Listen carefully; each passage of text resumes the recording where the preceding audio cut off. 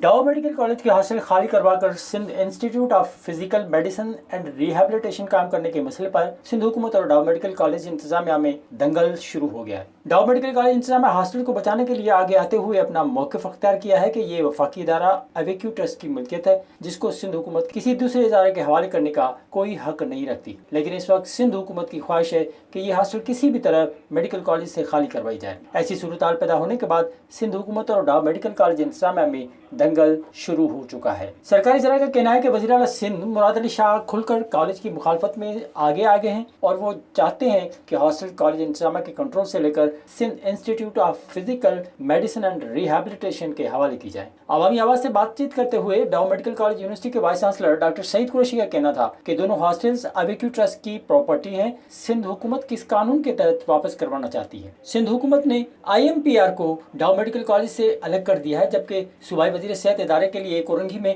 عمارت دینے کا بھی کہہ دیا ہے۔ سرکاری ذرائع کے مطابق اس حوالے سے قانونی تقاضے پورے کیے جا رہے ہیں، جبکہ وزیر صحت عذرا پیچو اور وزیر اعلیٰ سندھ مراد علی شاہ بھی آمنے سامنے آ گئے ہیں، جبکہ ریہیبلیٹیشن ادارے کی ڈائریکٹر نبیلہ سمرو بھی کورنگھی میں ادارے کو منتقل کرنے کی مخالفت کر چکی ہیں۔ اب دیکھنا یہ ہے کہ ان طاقتوں کے مفادات کے بیچ میڈیکل کالج کے طالب علموں کا مستقبل کیا ہوتا ہے۔